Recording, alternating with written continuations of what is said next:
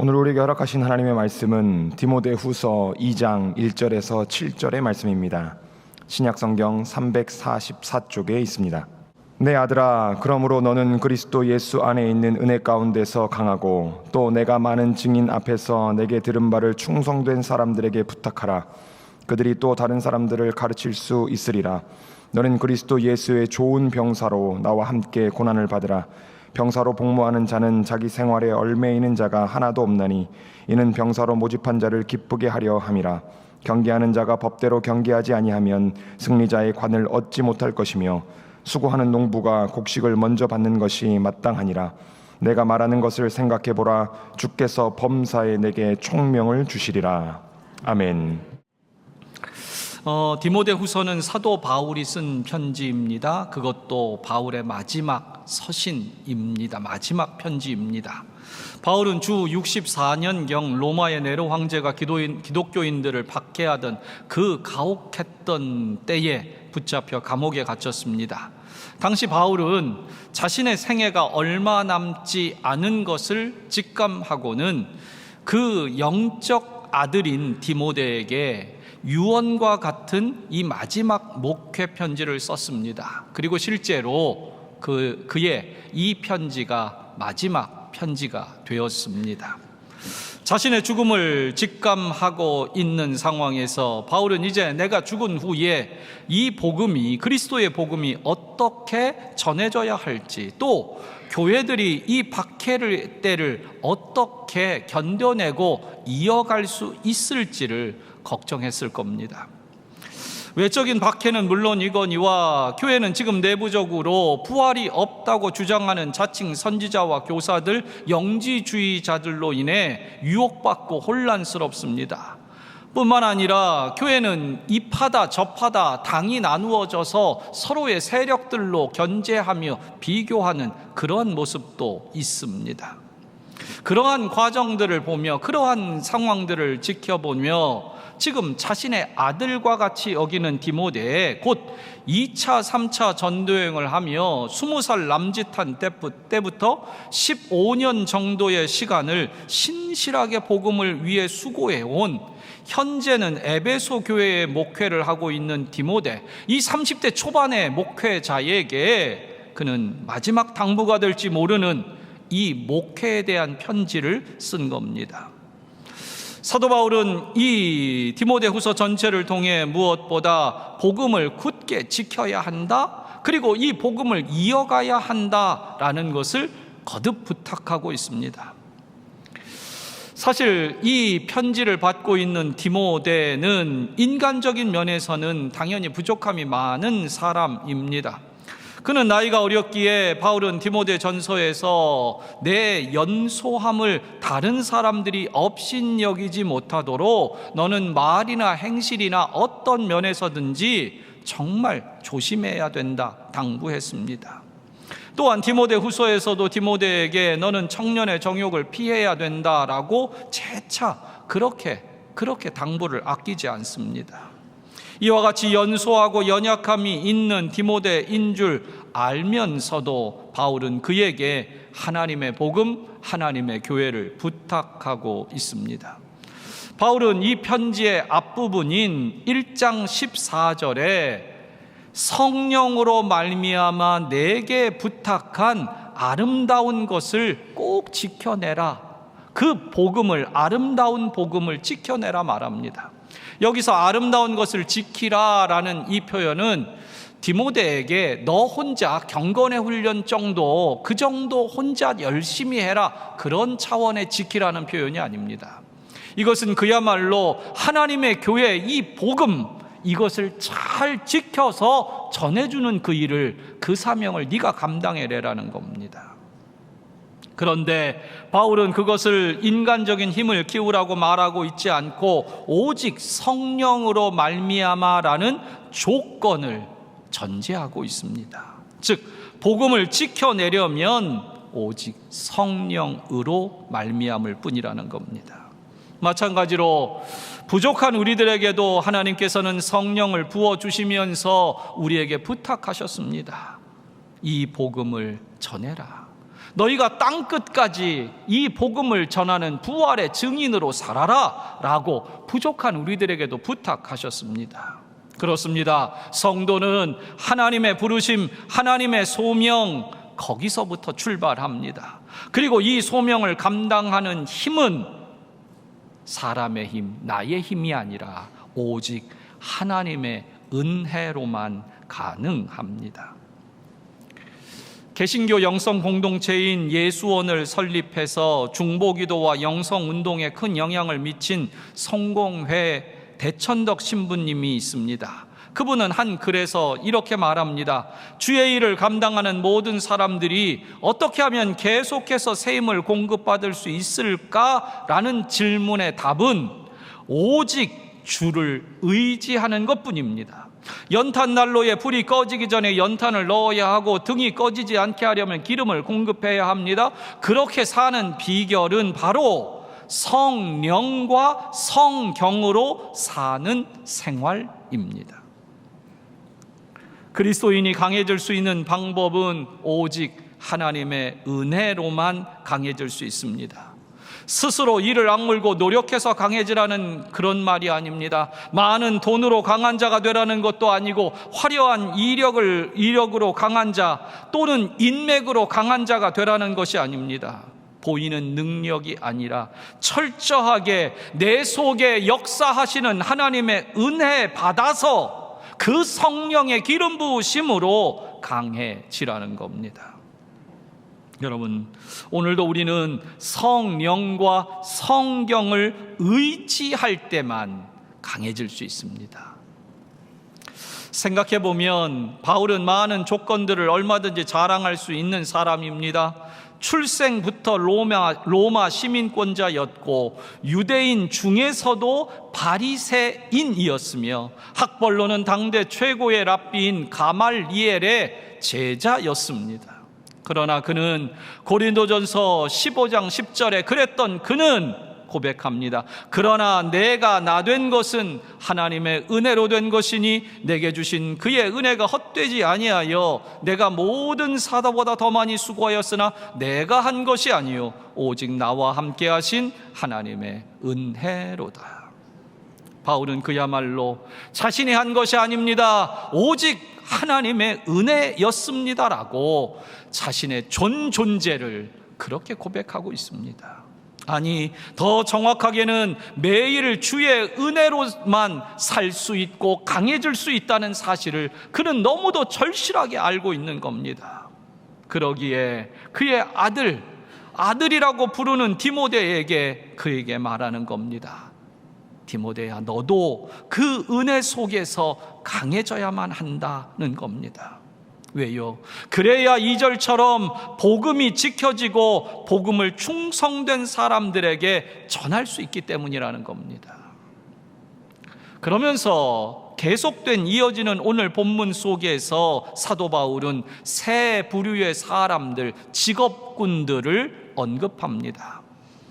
바로 그 직업군들, 새 모습, 새 부류의 사람들을 통해서 은혜 속에 강하게 사는 신앙인들의 모습이 그 중요한 요점들이 어떠한지를 새 부류의 사람들을 언급하며 우리에게 교훈을 남기고 있는 겁니다.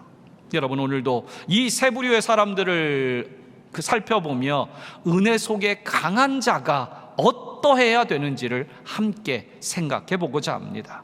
먼저 사도 바울은 병사로, 좋은 병사, 군인으로 살라고 말합니다. 바울은 당시 로마 군인을 볼 때 그들이 얼마나 강인하고 철저한 군인 정신으로 무장되어 있는지를 너무도 잘 알았습니다. 그래서 거기에 영적인 의미를 부여하여 오늘 교훈을 줍니다.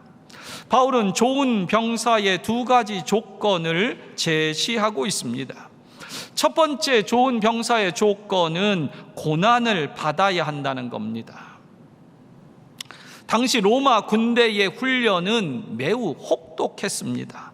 그도 당연한 것이 군인이라면 전쟁을 해야 되기 때문에 체력은 물론이거니와 칼이나 무기를 다룰 줄 아는 그런 능숙한 훈련을 받아야만 됐는데 그것은 그저 쉽게 하는 것이 아니었습니다. 아주 혹독하게 열심으로 훈련받아야만 됐습니다. 그리고 그 혹독한 고난을 이겨내야 자랑스러운 로마 군대의 병사가 될 수 있다는 것을 너무도 잘 알고 있었습니다. 여러분, 지금도 나라의 부름을 받은 우리의 젊은이들이 이 나라를 지키기 위해, 저와 여러분들을 지키기 위해 군에서 제일 고된 훈련을 받습니다. 그들이 제일 먼저 거치는 훈련 과정이 있는데 바로 신병 훈련소에 갑니다. 그리고 거기에 가서요, 사회에서 사회생활 일반적으로 하면서 겪어보지 못했던 그러한 생활 방식, 그러한 언어, 그러한 태도, 그리고 여기서 다뤄보지 못한 일종의 무기들도 거기서 배우게 됩니다. 마찬가지로 주의 일꾼들도 반드시 고난을 당해야 합니다. 겪어야 합니다. 그래야 자랑스러운 그리스도 예수의 병사가 될 수 있습니다. 바울도 우리가 아는 대로 이미 많은 고난을 통해 혹독한 복음의 훈련을 받았습니다. 몸을 만든 게 아니라 신앙을, 영적인 근력들을 그는 만드는 고단한 훈련들, 혹독한 훈련들을 거쳐왔다는 겁니다. 그런 바울이 디모데에게도 분명히 말합니다. 3절에 너는 그리스도 예수의 좋은 병사로 나와 함께 고난을 받아라. 고난이 필요하다는 겁니다. 두 번째 조건은 병사는 자기 생활에 얽매이지 말아야 한다는 겁니다. 예나 지금이나 병사로 부름을 받으면 자기 생활에 매여 살지 않고 오직 부르신 자를 기쁘게 하는 데 목적을 둡니다. 그리스도인은 자기 생활에 얽매여 사는 것이 아니라 하나님의 나라를 위하여, 그리고 복음의 매인 삶을 살아갑니다. 그렇다고 오해하지 마십시오. 그리스도인이 되면 내 생활이 없구나, 그런 뜻이 아닙니다. 오히려 세상의 생활에 얽매이지 않는다는 것을 오늘 본문은 우리에게 의미하는 겁니다. 이 얽매이다라는 단어의 원어의 의미 가운데, 그 의미 가운데는 이런 의미도 있습니다. 꼼짝 못하게 하다, 그리고 무엇인가 서로 엉켜 있다, 풀 수 없게 막 엉켜 있다라는 뜻이 얽매이다라는 단어의 원어의 의미입니다. 많은 사람들이 자기의 삶을 살지만, 내 삶을 산다고 하지만 세상에 얽매여 있는 게 우리네 모습입니다. 여러분, 꿈을 위해서, 내가 꿈꾸는 그 일을 위해서 직업을 선택했습니다. 그런데 오히려 꿈은 사라지고 그 직업을 통해 생계에 매이게 됩니다. 꼼짝할 수가 없어요. 꿈은 사라지고 생계에 내가 그렇게 매여져 있습니다. 또한 가족을 위해 돈을 벌었습니다. 그런데 오히려 돈 때문에 가족 관계가 풀 수 없을 만큼 엉키고 맙니다. 그렇게 매이고 엉키며 꼼짝 못하게 세상은 나를 얽어매는 것만 같습니다. 더불어 존 스토트 목사는 이 본문을 해석하며 군사에 대한, 군인으로 살라는 말에 대해서 이렇게 해석을 했습니다. 군인으로 살라는 말은 다는 아닐지라도 복음에 전적으로 시간과 생활을 걸지 않는 여유로운 파트타임 목회자를 경계하라는 의미이다라고 그렇게 해석을 했어요. 즉, 지금 존 스토트 목사가 해석하는 이 부분은 뭐냐면, 오늘날의 파트 교역자를 의미하는 그런 차원이 아닙니다. 그런 해석이 아니고, 그야말로 내가 하나님을 위해 산다고 하고 내가 복음을 전하는 순회 전도자라고 하면서 돌아다니면서 자기 이속만 챙기는 거예요. 그러면서 그 후원받은 거나 도움받은 것들로 자기의 여유로운 생활을 그저 살아가는 그런 자들이 있다. 그런 자를 향하여서 파트타임 목회자다라고 불렀던 겁니다.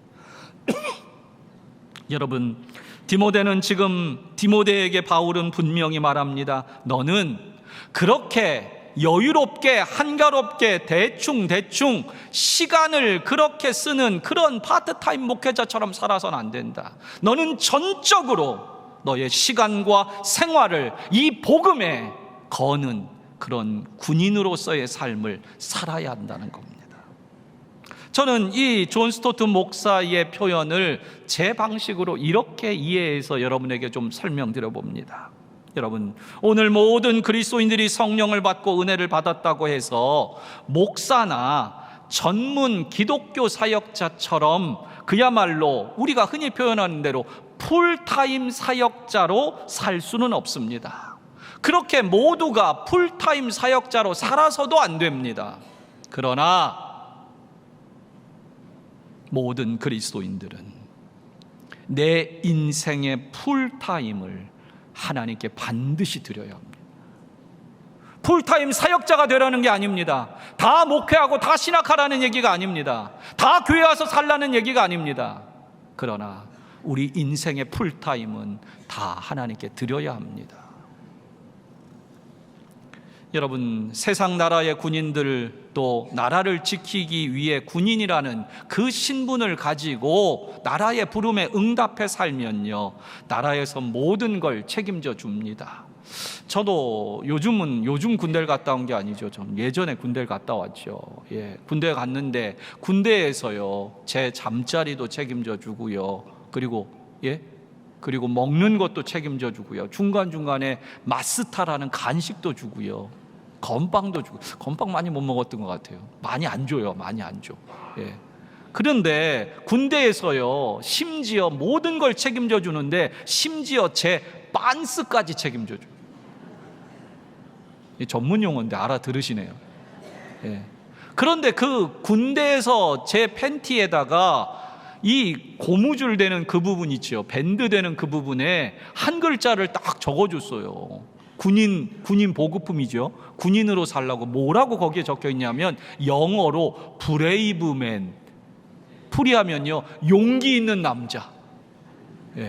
용기 있는 남자가 되라고 팬티에다가도 브레이브맨. 여러분, 기억하십시오. 왕 되신 주님께서 우리에게 약속하셨습니다. 너희는 먼저 그의 나라와 그의 의를 구해라. 그리하면 이 모든 것을 너희에게 더하시리라.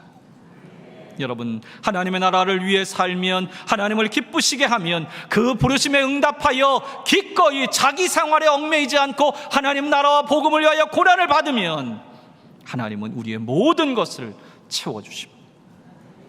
여러분, 오늘도 병사로 살라, 군사로 살라는 말은 복음을 지켜내라는 의미가 거기에 담겨 있습니다. 여러분, 우리는 영적 전쟁터 속에 지금 살아갑니다. 이 교회를 지켜내지 않으면, 정말 군인처럼 깨어서 지키고 무장해서 지켜내지 않으면 이 교회를 지켜낼 수가 없습니다. 이 복음을 지켜낼 수가 없어요. 그러므로 오늘도 우리는 이 교회를, 복음을 지키는 군사로, 병사로 살아야 합니다. 두 번째로 경기자로 살 것을 우리에게 말합니다. 5절입니다. 경계하는 자가 벽대로 경계하지 아니하면 승리자의 관을 얻지 못할 것이다. 바울은 신앙의 삶을 경기자의 모습으로 표현했습니다. 디모데전서 4장 7절에서는 운동선수와 같이 너희가 경건에 이르도록 그 수준에 도달할 때까지 연습해라, 훈련해라 라고 말했습니다. 그리고 오늘 본문에서는 승리의 면류관을 얻기까지 법대로 경기해라 라고 얘기합니다. 여러분, 운동하는 선수들은요, 반드시 규칙을 알고 규칙을 지켜야 합니다. 여러분, 달리기 할 때도요, 그 얇은 선이 있습니다. 자기가 달려야 될 그 트랙에 선이 있어요. 그런데요, 내가 열심히 달렸는데 옆 사람 칸에서 달렸다고 하면요, 그 사람은 상을 받을까요? 못 받습니다. 실격입니다. 잠깐만 벗어나도요, 한 발만 벗어나도 실격입니다. 여러분, 오늘도 우리는 이 세상에서 신앙생활을 하되 하나님의 법을 따라야 합니다. 율법이 아니라 복음의 법입니다. 이 복음의 법의 핵심은 뭡니까? 예수님께서 우리에게 오셔서 분명히 말씀합니다. 내가 너희에게 새 계명을 준다. 옛 계명 말고 이제 진짜 새 계명 준다. 새 계명을 너희에게 말하노니 너희가 서로 사랑해라. 나와야죠. 나와야 되는데. 예. 여러분, 오늘도 주님께서 우리에게 주신 유일한 법, 가장 큰 법, 우리가 지켜야 될 법은 바로 서로 사랑하라는 사랑의 법입니다. 여러분, 은혜 속에 강한 그리스도인은, 경기자로 이 신앙의 삶을, 인생의 삶을 살아가는 그리스도인은 이제 어떤 세상의 법도 아니라 오직 복음의 법, 사랑의 법을 지켜야 합니다. 여러분, 이 사랑은 어디서부터 지켜야 되느냐? 교회 와서 지키는 차원이 아닙니다. 저는 가정에서부터 지켜야 된다고 말씀드리고 싶어요. 여러분, 경기자의 삶은 교회 와서 다른 사람보다 내가 찬양을 더 많이 알아야 되고, 다른 사람보다 내가 전도를 더 많이 해야 되고, 그걸로 경쟁하라는 게 아니에요. 경쟁을 부추기고 있는 것이 아니라 법을 지키는 것을 바울은 먼저 얘기해요. 저는 이 사랑의 법을 가정에서부터 지켜야 된다고 말씀드리고 싶어요. 여러분, 아내를 사랑하지 못하는 남편은 불행한 남성이고, 남편의 사랑을 의심하는 아내는 불행한 여성입니다. 자식에게 필요한 사랑을 주지 못하는 부모는 불의한 사람이고, 부모를 사랑으로 공경하지 않는 자식은 불법한 사람입니다. 여러분, 오늘도 우리는 이 인생이라는 이 경주의 시간 동안에 우리는 사랑하는 법을 지켜야 합니다. 피에르 신부는 말합니다. 인생이란 사랑하는 법을 배우기 위한 얼마간의 자유시간이다. 오늘을 살되 이 세상을 사는 동안 여러분, 경주자는 불법이 아닙니다. 오직 복음의 법, 사랑의 법을 지키며 면류관을 받는 그날까지 달려갑니다. 세 번째로, 사도 바울은 수고하는 농부로 살 것을 당부합니다. 농부를 대표하는 말은 낭만이나 세련됨이 결코 아닙니다. 또 하이힐이나 양복도 아닙니다. 오늘 본문에서 농부를 대표하는 수식 어구는 수고입니다. 본문에서 수고하는 이라는 말의 헬라어는 코피온타인데요, 이것은 힘들여 고생하다, 피곤하다라는 뜻을 지닌 코피아오의 현재 분사형입니다. 예, 코피아오. 얼마나 힘들면 코피를 아냐고. 그렇게 외웠어요. 예, 외울 때 그렇게 외우잖아요. 예, 코피아오? 예. 그런데 여러분, 이 문법의 시제가 중요해요. 현재 분사형입니다. 수고를 하는데, 코피나게 수고를 하는데 한 번 수고하는 게 아니라 현재 분사형입니다. 현재 분사형은 이런 설명이 돼요. 어느 시점에서 어떤 한 행동이 시작이 되었는데 그 행동이 한 번만 하고 끝난 게 아니라 계속해서 반복적으로 현재까지도 진행 중인 상태, 그것을 의미할 때 현재 분사형이라고 말합니다. 즉, 농부는 수고를 하는데 그 열매를 거둘 때까지 땀을 한 번만 흘리는 게 아니에요. 수없이. 그래서 여러분, 쌀밑자가 88번 농부의 수고와 발걸음이 왔다 갔다 해야지만 그것을 얻는다고 해서 쌀밑자가 그렇게 한자로 되어 있어요. 여러분, 오늘도 농부는 수고합니다. 모울이라는 신학자는요, 이런 농부의 수고를 지독하고 평범한 수고라고 표현했습니다. 그러면서 덧붙이기를, 흥분이 완전히 결여되어 있고 찬사의 매혹과는 거리가 멀다라고 그렇게 설명했어요. 그렇습니다. 농부의 수고는요, 지독하고 평범한 수고입니다. 흥분도 없고 누구도 찬사해 주지 않는 그저 혹독한 수고일 뿐입니다. 그런데 여러분, 그 지독하고 평범한 수고가 있어야, 농부가 그 수고를 다해야 열매가 맺힌다는 겁니다. 농부는 이벤트로 반짝 농사를 짓는 게 아닙니다. 한 해만 공들이는 것도 아닙니다. 심지어 그는 작물만 키우는 것이 아니라 작물을 키우기 위한 그 비옥한 땅을 만들기 위해서도 몇 년을 공을 들여 수고를 아끼지 않아요. 이처럼 수고한 농부에게 한 가지 보상이 있어요. 그것은 그 열매를 먼저 받는다는 겁니다. 열매를. 성도 여러분, 때로 지루한 수고의 기간이 길어지는 듯해도 그 아픔과 고통은 반드시 아름다운 구원의 열매가 되어 우리들에게 안겨질 것입니다. 여러분, 잊지 마십시오. 오늘도 우리가 수고하면 그 수고의 열매는 내가 받아요. 여러분, 노아의 방주를 아실 겁니다. 노아가 방주를 지을 때요, 언제 끝날지 몰랐어요. 하나님이 몇 월 며칠 날 몇 시에 온다, 그렇게 심판한다, 그런 말 하신 적이 없어요. 어느 때가 될지 모르지만 그 심판의 때가 있다는 경고를 받고 뭘 합니까? 하나님께서 뭘 시켜요? 너 그냥 집에서 좀 놀고 기도만 좀 해라. 하루 3번만 기도하고 끝내. 이렇게 말씀하지 않았어요. 수고하는 걸 명령해요. 어떤 수고입니까? 방주를 짓는 수고지요. 얼마나 힘들었겠어요. 거기 하나님 말씀하신 대로 그 모든 것들을 위하는 시간을 거의 100여 년간을 보내요. 그리고 그 방주 끝내, 그 방주를 다 짓고 나서 그 방주에 누가 들어갔을까요? 누가 들어갑니까? 동물들 들어가고, 그 다음에 사람 중에 누가 들어가요? 노아와 그의 가족들이 들어갑니다. 여러분, 오늘도 내가 수고하고 내가 예수 믿고 내가 눈물을 흘리고 너무 괴롭게 고통스럽게 이 신앙의 삶을 살면 끝내 그 수고는, 구원의 은혜는 우리 가정이 받는 거예요. 말씀을 맺겠습니다.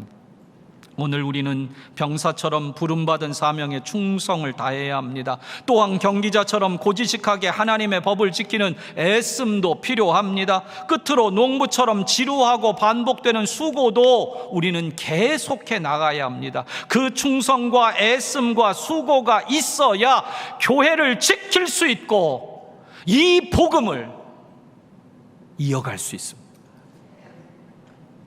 신앙생활은 한 방이 아닙니다.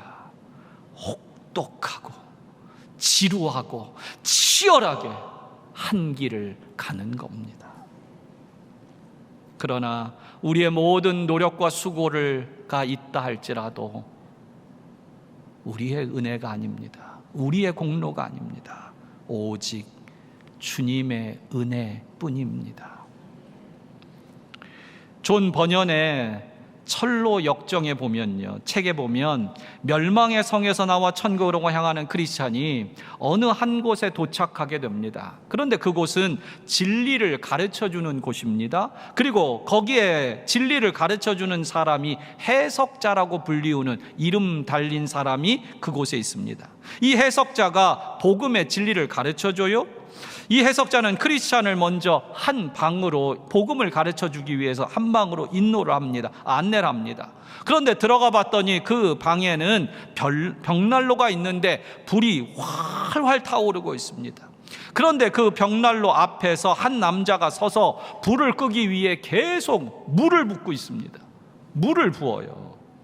그런데 신기하게 불은 더욱 활활 타오릅니다. 크리스찬은 해석자에게 이것이 무엇을 의미하느냐고 묻습니다. 그러자 해석자가 이렇게 설명합니다. 불은 우리의 마음에서 역사하는 은혜의 사역입니다. 그리고 물을 뿌려 불을 끄고자 하는 자는 마귀입니다. 그러나 당신이 보는 것처럼 불은 더욱 뜨겁게 타오르고 있습니다. 그 이유가 여기에 있습니다. 라고 말을 하며 크리스찬을 벽난로 뒤로 이끌고 갑니다. 그런데 벽난로 뒤에는 한 사람이 기름 항아리를 들고 그 불 위에 계속 기름을 붓고 있었습니다. 여러분, 그 한 사람이 누구일까요? 그분이 과연 누구일까요? 기름을 계속 붓고 있는 그분이 과연 누구일까요? 그렇습니다. 예수 그리스도이십니다. 여러분, 그리스도라는 그 이름의 뜻은 기름 부음 받은 자입니다. 여러분, 기름 부음 받은 자가 기름을 부어주시는 근원이 되는 겁니다. 오늘도 마귀는 계속 은혜의 불길을 끄려고 합니다. 갖은 수단을 통해서 이 복음이 끊어지고 이 불길이 타오르지 않고 많은 신앙인들이 신앙에서 떠나도록 그렇게 유혹합니다. 하지만 예수님은 우리가 보이지 않는 그곳에서 계속 기름을 부어주십니다. 그리하여 우리로 불타게 하시며 우리 안에 은혜가 꺼지지 않고 더 강하여지도록 우리 가운데 역사하고 계십니다. 성도는 주의 은혜로만 살 수 있고 그 은혜 속에서만 강해질 수 있습니다. 성도 여러분, 이 한 주간도 여러분들에게 끊임없이 은혜를 부어주시는 주님이 계신 줄 믿으십시오. 그리고 그 주님을 믿고 나도 병사로, 그리고 경기자로, 그리고 수고하는 농부처럼 충성과 애씀과 수고를 혹독하게 감당해내는 그러한 믿음의 성도들 다 되시기를 축복합니다. 기도하겠습니다.